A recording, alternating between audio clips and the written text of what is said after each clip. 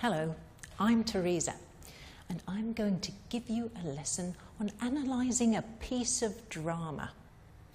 Here is our snippet of script from Romeo and Juliet. It was written in 1596 about, and performed at a theatre in London like the Globe. Written, of course, by our famous playwright, William Shakespeare. First, let's read the text together. He jests at scars that never felt a wound. But soft, what light through yonder window breaks? It is the east, and Juliet is the sun. Arise, fair sun, and kill the envious moon, who is already sick and pale with grief, that thou, her maid, art far more fair than she. Be not her maid, since she is envious. Her vestal livery is but sick and green, and none but fools do wear it. Cast it off. It is my lady. Oh, it is my love. Oh, that she knew she were. Okay, so let's see what you already know about drama. The main parts of a play are the speeches of the characters, which can be dialogue, monologue, soliloquy, or asides. And that the speeches serve a number of functions. They give information about the events of the story, the characters of the story, and the relationship between the characters, and also the events that are not shown directly in the play. So, is this speech a dialogue, a monologue, or a soliloquy? Well, technically, the first line is a soliloquy, as Romeo is alone on the stage. But then Juliet appears, so the rest of the speech is a monologue. And what function does this speech serve? Well, Romeo is telling us about his feelings for Juliet. And he tells us that he is in love with Juliet, but that Juliet is as yet unaware of his feelings. So, in this speech, he is telling us about the relationship between the characters. And what do you know about stage directions?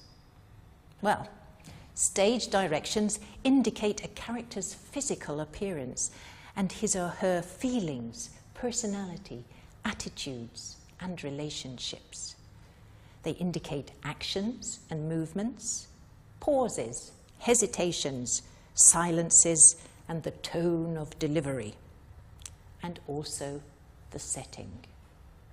Here we have 3 stage directions written in italics. The first one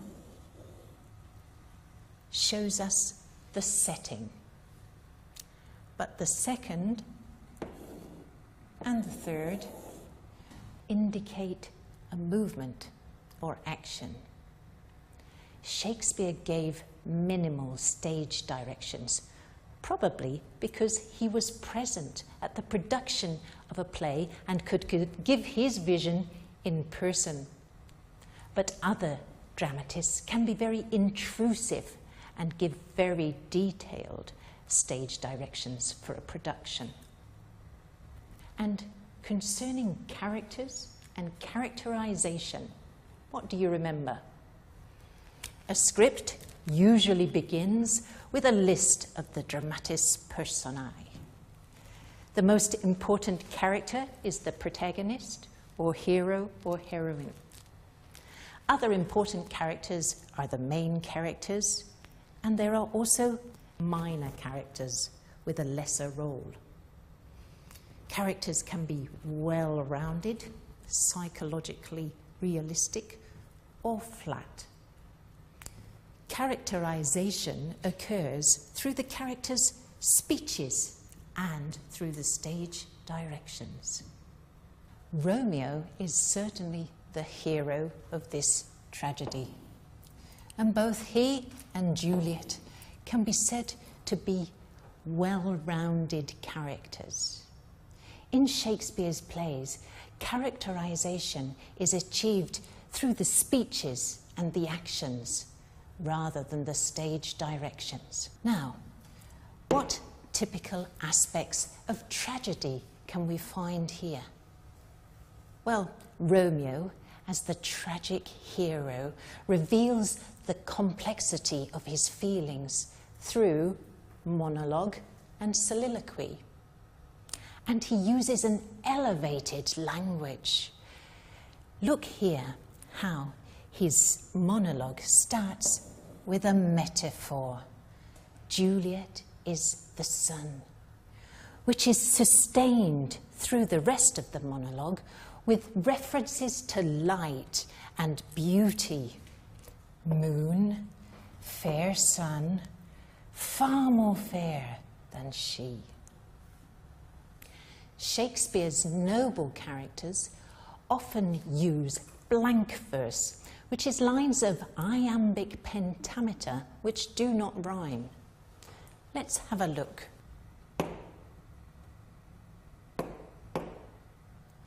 Look how this line has an iambic stress pattern.